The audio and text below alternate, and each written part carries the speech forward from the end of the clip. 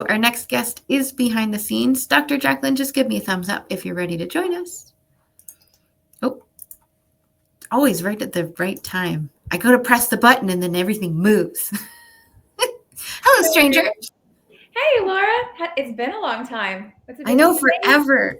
Not even one day. I lost my cheat sheet. Hi, Lainey. Hi. How are you? I'm doing well. Did I say your name right? Lainey, yes. Lainey? Yes, Okay, you did. perfect. Nice to meet you. Oh, I found my cheat sheet. Okay. Yay. It's like, I want to make sure that everybody gets their time and that you're not cut off in the middle of a sentence when we're on online TV. So I'm putting my cheat sheet right here in front of me so that I can finally relax. Okay. You did great anyways. Thanks. So, Dr. Jacqueline, after your experience of being my co-host earlier this week, you have a little bit of an insight of how this might go. A little bit, yes, I'm prepared. I have my 3 words. So I'm gonna also bring Lainey into this. I will talk forever, Lainey, and I always have a question. So if you have one, I will defer to you every time. I appreciate that. Thank you. Yeah, I'm gonna start with the one that I always start with, just because I don't want to know too much about you before you tell me in 3 words enough about you. So here's my question. You already know it. If you could have other people describe you in 3 words, what would you love those 3 words to be? It actually took me some time because when I was co-hosting, I was thinking there's so many things because what we believe about ourselves and then what we want other people to believe, making sure that they're congruent. And I was like, what are always my priorities in everything that I do? Things that I'm so passionate that I cannot let go of, almost like it's addicting. They have to be transformation, inspiration, and empowerment. So when I thought about it, I was like, that should have been so easy, but transformation, inspiration? Yes, ma'am, and empowerment. And empowerment. Okay. Empowerment, swirl. Okay. So then how do those 3 words, transformation, inspiration, and empowerment, how do they play a key role in the core message that you have for people? I've always wanted to protect people that couldn't protect themselves since I was really, really young. It goes into how I was with my friends, how I was in the military. I did 6 years in the Marine Corps, and then as a and so over time, I learned the most powerful thing is knowledge. Like when you give somebody knowledge and you support them in applying that, they have to grow. So then they inevitably transform, but they need the support. And it's hard. Sometimes it sucks and you don't want to do it, but you still need to, or you really, really should, or you want to, but it's just, you have so many blockages and barriers. So they need to be inspired along the way. And they all kind of morph together. That's what my leadership development trainings are about. That's what my keynote's about. And then that's what I radiate to everybody all of the time, just because I love watching people grow and transform and I love to support them in it. So it kind of goes into everything. That explains you being super excited co-hosting. You're like, I see your growth. I needed it. It energized me for the rest of the day. I was like, oh, what was it, like 4 hours? We were live and I was like loving every conversation we had with anybody. It was great. The problem is trying to sleep afterwards. Yeah. You're like, so hard. Oh, and because we were playing with it on my watch, right? It's taking data the whole time. We were talking about how much energy these kinds of conversations bring. Mm-hmm. And I wanted to know on a more than just one interview basis, how much something like this fills me and how much it'll affect my body battery. So how much my energy is drained. So far, every single day, you get the up at nighttime. And then usually my day starts with a sharp down. And as soon as these interviews start, it starts to even out. Yeah. And it's like a low, slow downgrade for the rest of the day. I was like, that is powerful. Absolutely. We need connection. It fuels us. Mm-hmm. So just data to back it up. I can't remember who it was that we had interviewed, but she had said something along the lines of like she was struggling with doing something and her husband was like, just do it. Right? Like that was the golden nuggets from us. Yes.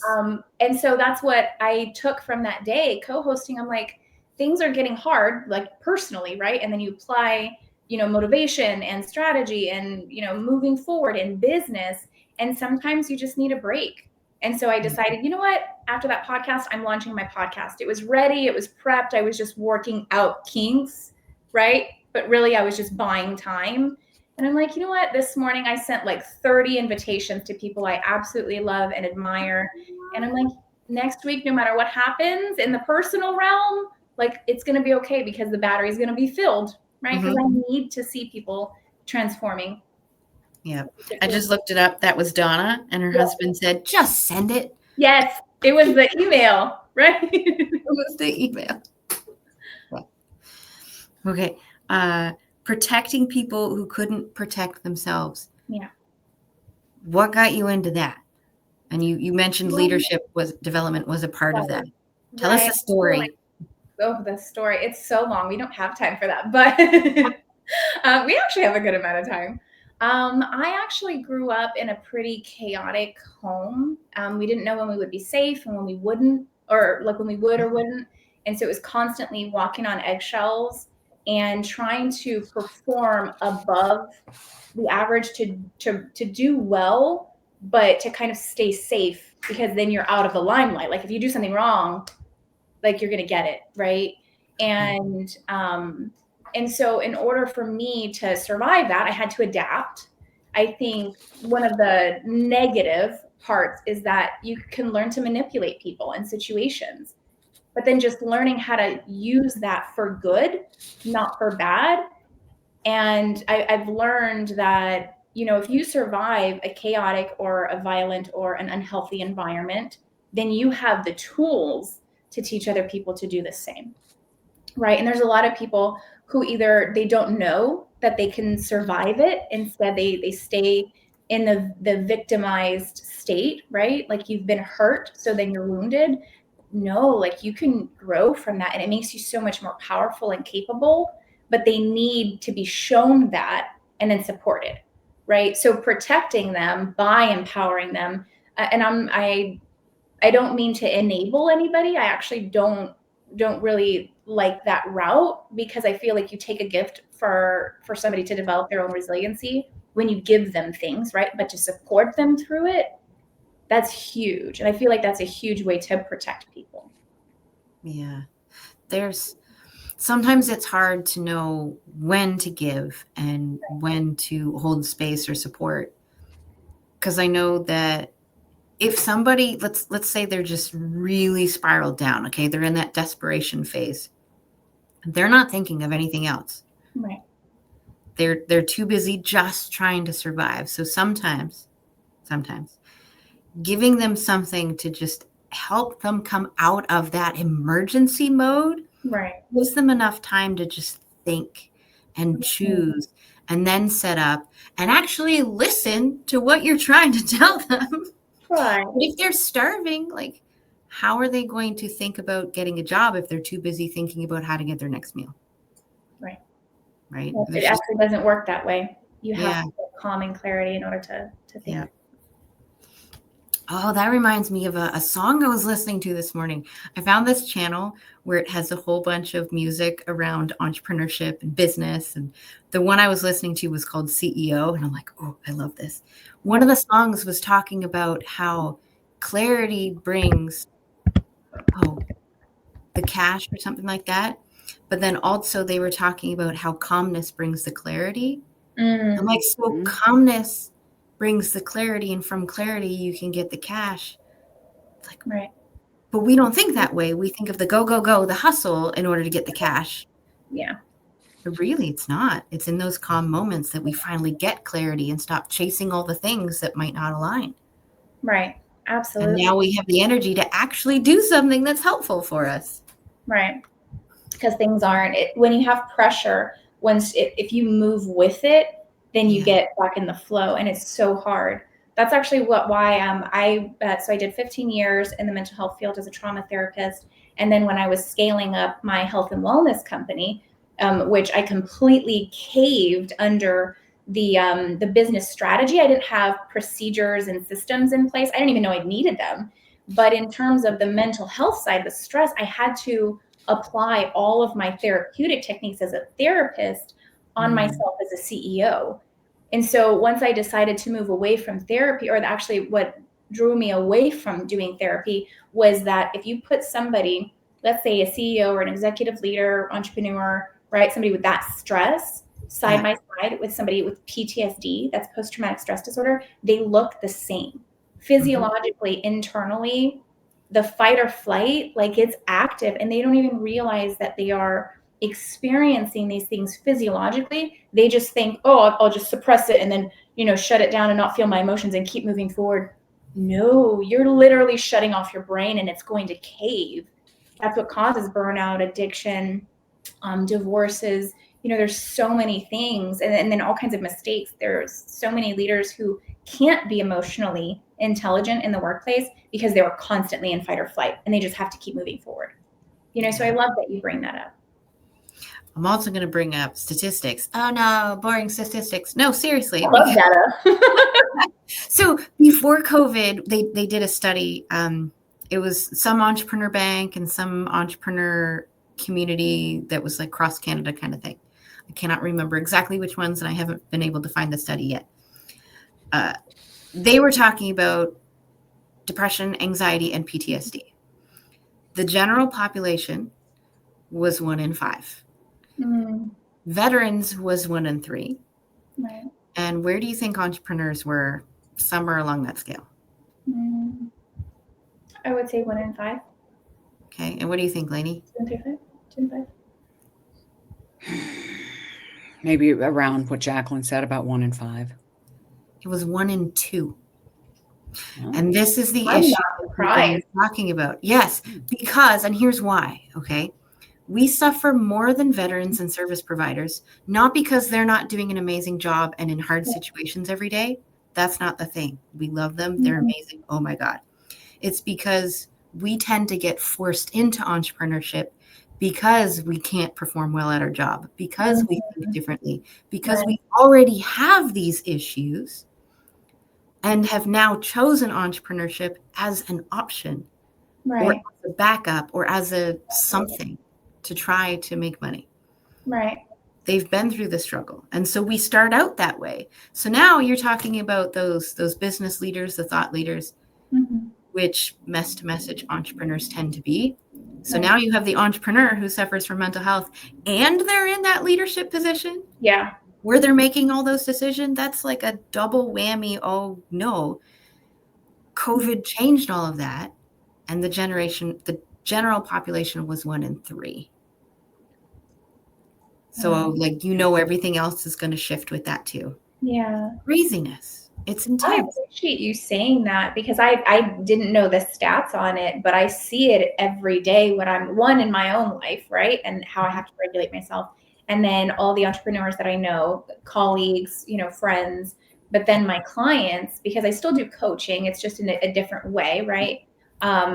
But when I do the training and the keynotes, it's more to bring it to people's attention and to show them, because we do different skills and exercises and things like that, and they get to see it firsthand coming from their nervous system. So then it's like proof, like, hey, this was locked in your nervous system. We need to pull it out, and it's okay. Yeah, you can hold it together to, take care of business, but you can be human too, like on the other side. So, Lainey, do you just work with women, or? Yeah. Yes, okay, I just work with women. I mean, I have some ideas in the future of working with men. Yeah. In certain areas. I just wanted to relate it to the fact that from your perspectives as somebody who solely works with women in that mindset where we're stuck in this conversation here. Yeah. Do you find that women suffer more than men in this general area? Because that's what you're working with, is that side of them. Right. I think that there's suffering going on for both sexes. It's just different. Oh, of course. Right. Different. Okay. Yeah. It's different. Men, listen, I'm not a therapist, so I don't want to speak like I'm coached. So I find that men, they come from, their mindset is more from, they have some trauma from childhood, just kind of the way they were raised, right? And that's kind of what they bring into these relationships. that they have a heightened sensitivity to what feels like rejection, or somebody just making a comment and they take it very personal. They take it personally. That's what I see. Like, to me, it's really there's really some deep rooted stuff going on. It's a reflection of their childhood, and hopefully they get help, because I think it makes relationships really, it can be very difficult.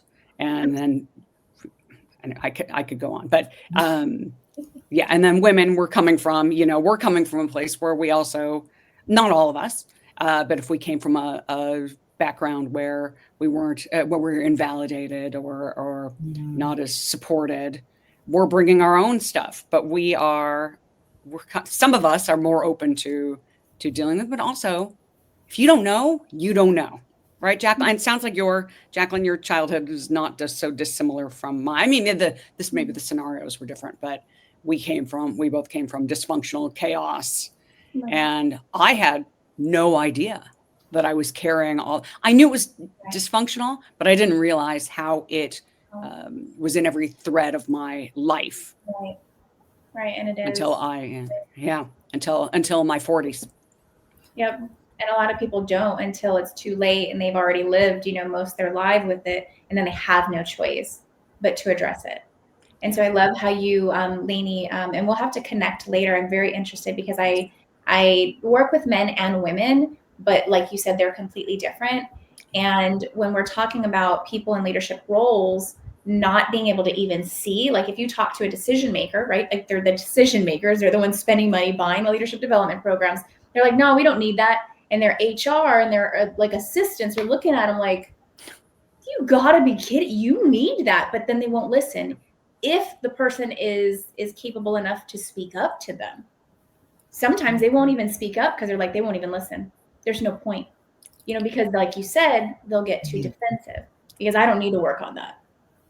And it's not just men, it's women as well. Like you just want to be gung ho and push through. No, we're hurting ourselves and a lot of people around us, and it's unfortunate. Yeah.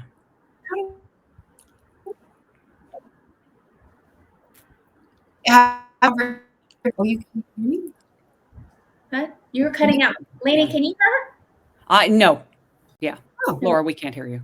There, I heard your oh. Yeah, that's all I heard also.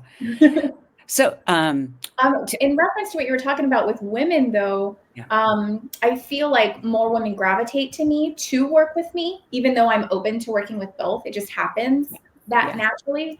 But I also noticed that in business, in decision making, we women, because we're more right hemispheric, which is more emotional, creative, connectivity, or creativity, that connection, it makes us a little scattered.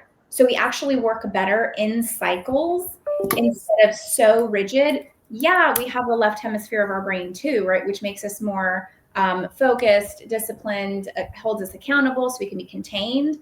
But that's not our dominant, right? So we need to try to do a little bit of that, but then let ourselves be a little flowy a little bit more. Just like we need to allow men to be in their, very rigid, their boxes, right? Like very disciplined, step-by-step procedures, and they're 100% focused on just that. And then sometimes they need to be a little bit more flowy, which would make them more collaborative, creative, connected, and present, right? So it's a balance, but we absolutely work completely different. Yes. So how's this? Is this any better? Oh, yes, Laura, we can hear you now. Welcome. I was like, that's why I have tools everywhere. Okay, I missed that. When I switched my microphone, everything just kind of went. We were talking about how men work more procedural and women work a little bit better in cycles. Oh, makes sense. Yeah, I actually, that this might be helpful for you guys to know too. When I was operating my health and wellness company, when it was extremely, extremely difficult because they didn't have the right processes, I was able to maintain my emotional state because I used all my techniques, right? But that didn't mean that I knew how to run a bigger business, right? We had a whole building. We had like 14 team members, and I've never dealt with something like that before. And I was taking all this advice from men because I thought they obviously, like, they know what they're talking about. but it didn't apply to me as a woman. Some of it did, but I tried to apply all of it and it actually worked against me. And so now on the opposite side, being more confident in my own business skills, now I can choose what I'm taking from who. And so if a man tells me, like, one thing that we hear a lot is, oh, to market, right? Like to just pop in, do a video and then pop it in your social media. And then I'm immediately thinking my hair, my makeup. Well, how do I feel that day? Did I dye my hair because my roots, like they get really, they drown me out with my skin? Did I eat anything the day before that I was allergic to because my skin's going to be splotchy? So many things. And right. And then I was at a speaking event the other day, and the speaker, he's male, he said same thing, right? Just pop in, do a video. And the woman next to me said everything that I just did. Yeah. And I was like, I'm not the only one. Thank you. Yeah, we have to plan it. Oh yeah. Yeah, they have no idea. They have no idea the work and the effort and the energy that goes into doing just something so easy like just making a video. I'm on the other side of it too, and I don't usually wear makeup. I do for this, and I tried until my hands stopped working to do my hair earlier and all this stuff and things. But usually I'm like, oh, I have an idea, and if I don't do it now, I will forget. And so I will just go live. I don't care what my hair looks like. Sometimes I'll put a hat on because I didn't wash my hair in 4 days. Hopefully it doesn't happen too often. Or, you put it up in the messy bun. But I'm to the point where I used to care more than I do now until I realized that it's too important. Just like that, just send it email. It's too important not to share. Yeah. And if I don't share it, I will forget it in the way that is so powerful in my brain right now. Right. So I have to share it now while the passion, the energy, and the explanation is there. I love that. Yeah, you have a very healthy attitude about and that. That helps authentic. Me not care. That is beautiful. I can't not care, right? But but what I did decide to do is I go hiking every single week. That's just my grounding time. And I have my hat because, right, you need a hat. And I'm like, you know what? Screw. So you have this specific thing it's just you're in your element. And I'm like, you know what? If I share that, my hair won't be done, my makeup won't be done, and I'll be in a racerback, right? Because I hike, right? It's hot. And I'm like, let's just go ahead and do it then. Because if I plan it where it's already going to fit in, then it makes more sense. But then I get rid of all of the buts, right? So again, it's still working in cycles and a little bit less caring. I don't think I could ever get to I don't care at all. Maybe I'll send you a video when I wake up tomorrow morning. I'll just record myself. Hey, Laura, I just want to send you a quick video. Tell you I was thinking about you. I guess I'll explain it this way. My mom never wore makeup. No. Maybe lipstick to somebody's wedding here and there. Most of my friends were guys. And I never learned how to do it anyway. I still don't really know. I had to get a professional lesson for my own wedding. Oh, wow. Yeah. My daughter taught me, so I get it. Okay, my daughter's taught me a little bit too. Yeah. Yeah, that's good. But we need to be watching more TikTok tutorials or YouTube tutorials on how to do our makeup well. Yeah. Actually, I have no idea. Also, I think I just this week learned what toner was for, and my daughter taught me a little bit about finishing powder. I was like, why? I put on my makeup and my face is shiny and I'm not sweaty. And I went, oh, that's what it's to help with. So that when I'm on camera, it's all set or whatever. I don't know all the words. Really? Okay. What? I didn't know that, because that's one of the reasons why I wear makeup, because I normally just wear mascara, but on screen, which so many podcasting videos, all that stuff, right? It's literally just like you said, it gets splotchy, not splotchy. Yeah. Shiny, but it looks gooey. Yeah. That's what it looks like on the camera. Like you put slime on your face. Yes. So what is it? That's exactly. I go and I blot afterward or like right before. So what does the toner do? No, not the toner. The toner. The powder. What was the finishing powder? Is that what you? Yeah, finishing powder is what most people use. But my daughter has a powder foundation, and that's what I use to finish my makeup. Because I'm lactose intolerant, and I ate chocolate. So my face is not great right now. So I put makeup on, so it'll be nicer for this. but then I'll put the powder foundation over top because it's not quite my color, but then it gets rid of the shiny. Yeah. And I'm like, I love ooh. that. So now I may, because it's almost gone, so I may have to go get finishing powder or whatever. And then powder. I need somebody who knows more. I need an adultier adult. Right. I was on, let me write it down because I have to remember what that is so I can get it. I was scheduling an event to do like a group coaching call later on this month. And when I was on it, I was like, well, why don't I just skim through the other business-oriented events, right? And I saw an event that it was executive presence for females who need to learn to do their makeup or something along those lines. And I was like, I'm not the only one. Laura, you're not the only one. Okay, to make it worse, the makeup that I had before was from the Body Shop because I'm allergic to like everything. And that was the one thing that I found that worked. But I got the wrong shade. Okay. My skin, depending on where it is sometimes it's warm, sometimes it's cool, sometimes it's neutral. It drives me crazy because nobody can really help me. So I got this one, but when I put it on, I look like a ghost because it doesn't quite fit my skin tone. Also, I have issues where my face gets really red. And so my face is always red. So I'm in like Walmart because I didn't have a whole lot of money. And I'm like, I just need some basic things because I'm going on camera in like a couple days. So then there's people in the makeup area. And I'm like, I need an adultier adult. Can somebody help me? So like random strangers are in the aisle. And the lady who's working there is helping too. And I learned that there's this green moisturizer cream that you can put on your face to get rid of the redness. And then you put your makeup on. Okay. I'm less red today. I'm feeling like I feel so good. I don't know why we're talking about makeup. Obviously, women leaders need this. Yeah. It helps to protect our identity, since we were talking about identity earlier this week. It helps to protect our confidence. It helps to protect our self-esteem. And when we feel this version of ourselves that we want to be, because I'm bringing it all in, then we help get our message across instead of us feeling self-conscious and holding it all back. There, I've looped it all in. Very nice, very nice. Because I also think that it's fair for us and needed to normalize that we have insecurities. We're not perfect. You guys were just talking about that when I popped in. I think what was the previous guest? Becky. Yeah.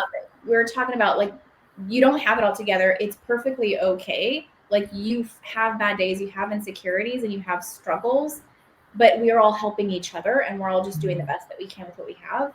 So you, Laura, might know something that I have no idea, like that statistic. I have no idea that, but just because I do leadership development doesn't mean I know absolutely everything. Lainey, the same thing with you. I'm sure you know plenty of stuff that neither me or Laura know anything about, just sharing the wealth. Normal. Yeah, I should send you her first blog post because we did her interview at the last Blue Talks event. Yes, it was her first interview ever, and I was like, oh my God, this is great. Like, I'm so excited I get to be a part of that. And then she starts a Facebook group, and then she puts up this very first blog post, and I start reading through to learn more about Lainey and what it is she stands for. And all she did during that whole blog was call out all my insecurities, all the ways that I had grown up, all the thought processes I'm trying to relearn and re-educate and reparent. I'm like, I experienced them too. Yeah, my unbecoming group. Yeah, right. Yeah. It's unbecoming all that conditioning. All the beliefs of the lies, right? The lies that we were told by somebody who was just kind of inconsiderate with their words, and that stuff stuck. All the negative, all the negativity stuck, and then we go on and live our lives according to somebody's interpretation in that moment. They're on however they're feeling that day. Yeah. Hi, kitty cat. Yeah. I couldn't even see if you guys see on the camera because I zoomed in on you guys, so I wasn't looking at myself. This is Mabel. She's my son. I like when the pets come visit. Yeah, she's beautiful. So let's bridge it all in again. We just talked about writing. So Dr. Jacqueline, obviously you're co-hosting podcasts and you're doing podcast interviews, but we did just talk about writing with Lainey. Are you a writer? Is that one of the ways that you share your message? I am, yes. I actually only have one book with For me right now. now. Yeah, only one book. That's one book more. No, I mean like one in person, like a paperback okay. in hand. The other ones, like you can find them on Amazon. I have workbooks. One of them's called, actually the main one is A Decade of Therapy in 12 Months. And so I have for him, for her, for parents, for couples. Wow. This one is Surviving the Family, and it's a guide for adult women survivors of childhood abuse. Can't see it if you can see just it. like zoom it in. Yeah. There's another one called Quantum Processing, and it's something that I created based off of Reiki. As a trauma therapist, I was like, well, how do we apply this? This is amazing. Like your own energy, life force can assist somebody else in shifting through theirs and detoxing traumas, things like that. And then the other one, I just published it. I will be getting some paperback copies, but it's actually my first leadership book. It's called Life's Contradictions, and it's 25 lessons from trauma that every leader should know. It's a lot of things, like to gain control, you have to let go of control. To be powerful, you have to be vulnerable. Things like that. That most of us, it doesn't even make sense when you say it or how to do it effectively, but the nervous system does.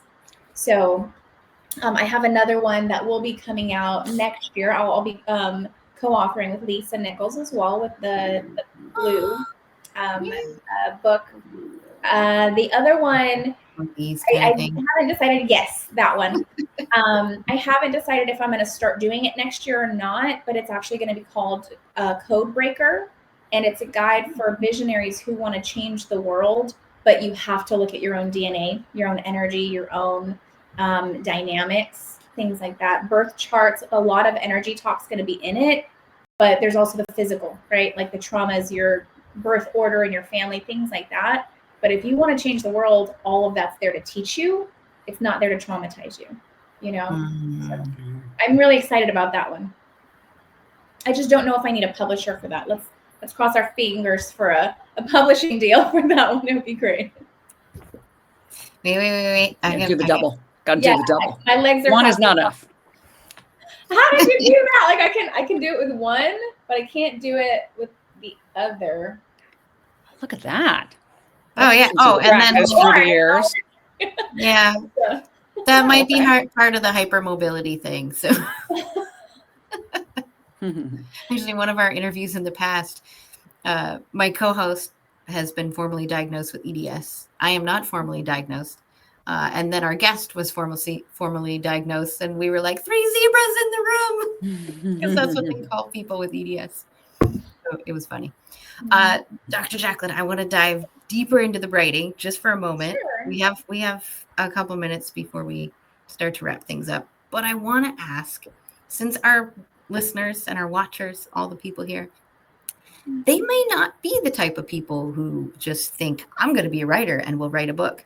So did you think that you were ever going to be a writer? Was that something that you thought possible? I didn't think that I would end up being a writer, which that ended up, that's one of my greatest passions. I love doing it. So it's not even one of those things that's hard work. I want to plan my day around it, and I want everything else to go away so I can do it more. However, when I was really little, I loved English class. And I remember this just goes into your whole story of like, it doesn't have to be a trauma. It can be part of your strength. I was a freshman in high school and I wrote a poem. That was the assignment, was everybody supposed to write poems. And I wrote this, it was fictional, obviously, but I wanted to put like a different flavor to it. So I put my own real characters in it. They were real people in my life, me and my brother. But it also was talking about like Peter Pan, like eventually one day, I'm getting emotional. To get to Neverland, Peter Pan never wanting to grow up and go to Neverland, and kind of like the light at the end of the tunnel, like you'll eventually get there. Mm-hmm. And the whole class laughed when the teacher was so impressed. So I'm crying with good feelings for love for my brother, but I'm not crying because everybody laughed. Then I was like, you jerks. But everybody in the class laughed, but the teacher was so impressed with it. He's like, you have an amazing skill, but it was anonymous, so nobody knew who it was. He just picked it out of the bunch, and the teacher read it. He's like, this one, it stands out. I really want everybody to hear it. And when they were laughing, I'm thinking, I'm never going to write. And eventually it ended up being something that I absolutely love doing. And it's hard to get me to stop because I get into the flow, and I really love whatever knowledge I have. I want to give it to people. And it's not in an egotistical way. It's because I want you to be empowered by it. If it can help you, I want to tell you, so I don't plan on ever stopping. Aww. I like to hear the stories behind it, because not everybody thinks of themselves as a speaker, a writer, an author, whatever it happens to be. Sometimes we fall into it. Sometimes it's a skill that we learn. Sometimes we feel like we're forced into it, but in a good way. Right. I just need people to know that there are so many ways, so many to share your message. Absolutely. And it doesn't have to be these core 3, but sometimes it is. Thanks for making me cry, ladies. Oh, I expect that today. It's a beautiful story. I hope somebody cries. No, I want to read your poem now. Huh? Do you happen to have a copy of it somewhere? No. No. I got out of Dodge. I was a junior, and I did my senior year together because I was like, I gotta go, guys. Like, I can't be here. I went overseas for 6 years in the military, and I've only visited home maybe a couple of times, but like there was a time. It's another sentimental. Do we have time for a quick? About 2 minutes. Okay. Well, we were talking, me and my brother, about not having anything from our childhood, and I was like, I have 2 things: a Donald Duck cup and an apron. I'll keep the apron. I can give you the Donald Duck cup, but neither one of us kept anything from our childhood. All of it was gone. And so him and I are determined on creating a legacy for ourselves and for our name, because we both have the same name. I still have my maiden name. But no, I don't have the poem, but that kind of goes into the line. Aww. You may have to rewrite like an adult version of it. Oh, yeah. Yeah, well, I mean, it brought out emotion. So, yeah, I should. Actually, if I do, I'll send it to you. Oh, yes, please. Yes, please. Okay, so at this point in the interview, as the sun is shining on my face, making me feel all good, making me dark, I want to know, where do we find you, and what is your favorite way to communicate? My favorite way is via LinkedIn. You can just look me up, Dr. Jacqueline Campbell. It's ND, LPC-S. Those are the credentials at the end of my name. However, you can also go to my website, drjacquelinecampbell.com, and the doctor is not spelled out, it's just DR. That was nice and easy. See, you did all these things really quickly. It's all good. So this means that we have like 2.5 minutes at the end of your interview. No, I like to hold space at the end of an interview, just in case there's something on your mind or in your heart that you wanted to share with people. So what would you love to leave people with today? I love it when you were asking the other interviewees that too. The only thing that I would say to people is to just be kind, spread love, spread gratitude, and even if people don't deserve it, it's fine. Just do it anyways. I know it's hard, but it's going to help you be a better person and a better version of you anyways. And we need less negativity in the world. You don't want it coming back to you anyway. So just, no matter what happens, just give love. Can I offer a reframe for that last little part? Absolutely. Okay. Only because I've had to learn this too. So the whole, that person doesn't deserve love. I know. You already know this. It's just kind of a reminder, because I need people to call me out too. When somebody's acting out and we feel like, I don't want to love them right now. Right. Because they're lacking that love that's causing them to go down that spiral of negative emotions to wherever they are on that spectrum. Absolutely. So in my mind, they are the most deserving of love. I agree. For that moment. Because it's so easy to love somebody who's in a positive mindset. Yeah. Not so easy to love somebody on the other end. No. But that's what they're lacking. So that's what we should give them. Absolutely. I completely agree. Yeah. Even though they drive us crazy. Okay. Love and support them. You got to love and Love and support them in those low Love moments is for very them. healing. Yeah. Okay, so at this point, I will call this the official close of the main portion of the interview, which also means that we have 5 minutes to play and tease for social media things for you. So, Perfect. Dr. Jacqueline, I'm going to start with you this time. What is one thing that stood out to you during our conversation today? Well, I think that it was funny that we started talking about a lot of women's stuff, right? Like all those things that none of us talk about behind the scenes, and it'll be a little teaser. I won't say what we were talking about, so you can see it in the interview. But business and videos or marketing or how we present ourselves, it's just different for women, and so that's something that I'm very passionate about, because men and women, like you were saying, Lainey, are different. But addressing things that seem trivial like that, but they really mean a big deal. Yeah, I think that's important. That's different. What about you, Lainey? What is something that stood out to you during our conversation? Well, first of all, Dr. Jacqueline had so many great things to say. But you know what stood out to me the most is about your poem that you wrote in high school.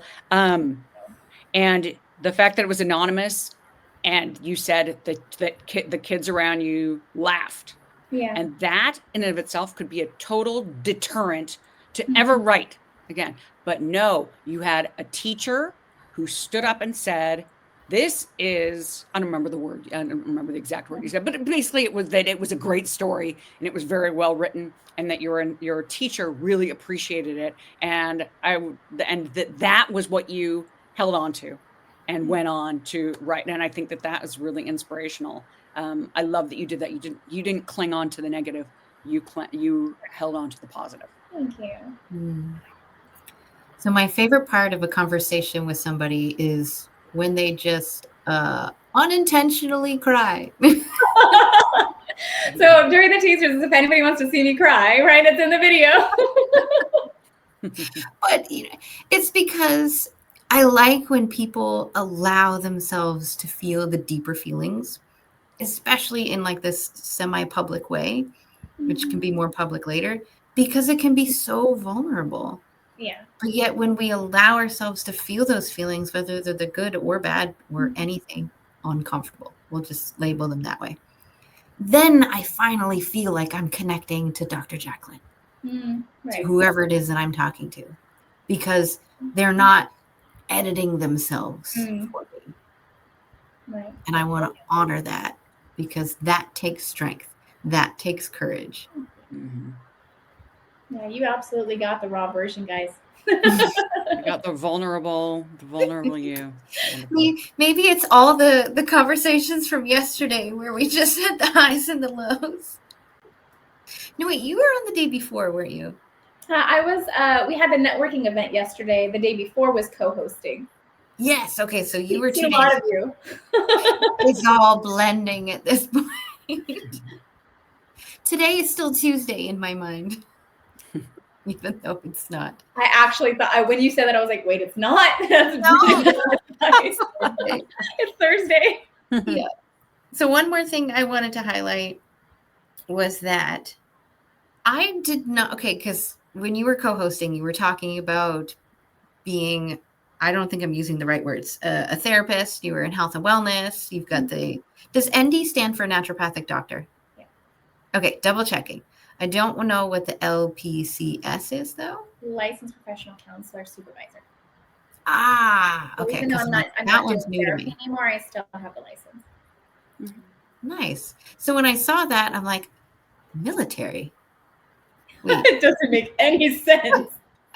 But you know what's cool is somebody convinced me to make my keynote stories about me and my growth, and I was like, oh my god, it does make sense, because my leadership development program is called Peak Performance with Emotional Intelligence, so it's both sides. So it makes sense that I would have experienced the military and I would be a therapist.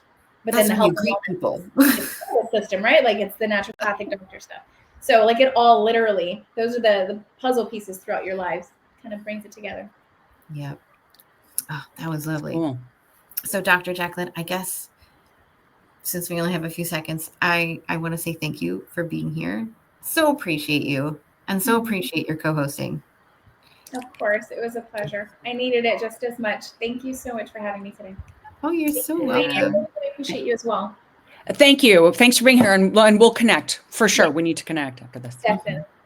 Yeah. Bye, Dr. Jacqueline. Bye, guys. Bye.